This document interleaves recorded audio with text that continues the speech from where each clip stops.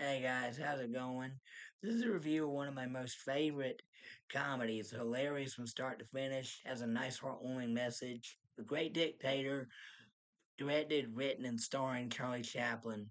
Um, and I love Charlie Chaplin. He's one of my favorite old movie comedy actors. And he became famous during the silent era in the 1910s and from the 1910s to the 1920s. And when the 30s came in, silent films were fading out. Sound films were more popular, but he still wanted to do silent ones. But then he did some movies like the modern times where there is some sound effects and some audible dialogue, but it's mostly silent dialogue. Well, this one was his first movie with complete audible sound dialogue and audible sound effects.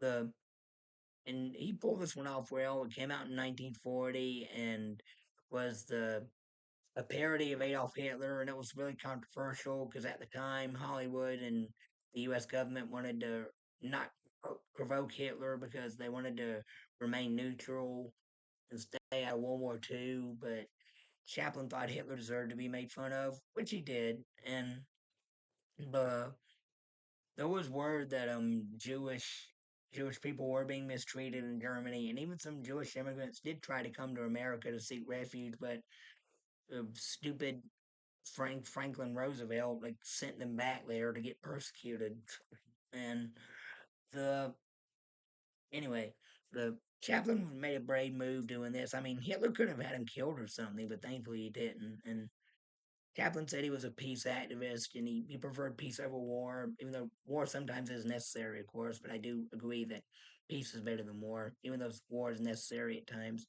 And the Chaplin pulled off both roles well, and I like the look of this cover. It's got like the good guy's hat and the bad guy's hair, and in between them, where the face is supposed to be, it's the little mustache that Chaplin was known for. Hitler Hitler stole Chaplin's look.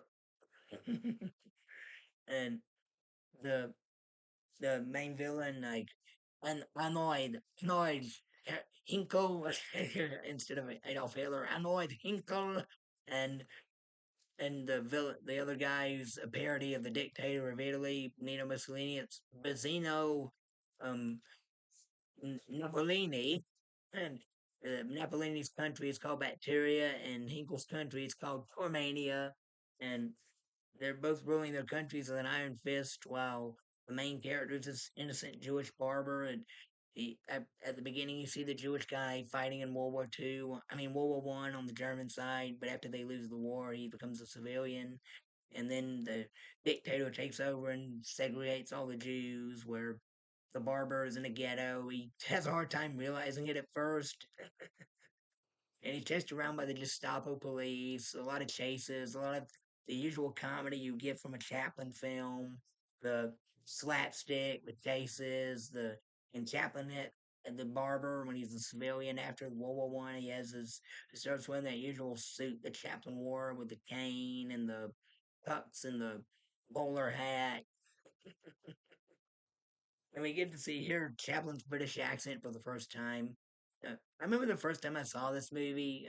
My history teacher, Mr. Germany, he showed it to the class in 10th grade, and the whole class laughed their heads off when we watched this movie. And the the most of the people in that class had never heard of Chaplin before.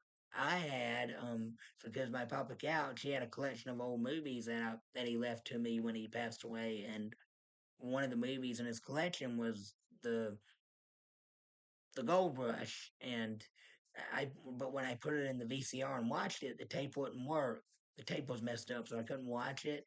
But after that, later on, I did catch the movie Modern Times, and that had some silence and some sound. I caught half of that on TV, but didn't finish it because I had to go somewhere. But I thought that was funny. And this is the first one that I saw all the way through. And Paulette Goddard, she's great in the movie as Chaplin's love interest. They have great chemistry together. But they also fell in love with each other in real life. She was like I think his fourth wife, third wife. I can't remember which wife she was. But I've always been a fan of Charlie Chaplin, and I love this movie. And I like all this Criterion collection. They always make their movies come with this little booklet inside, that, like with critic reviews and all kinds of interesting info.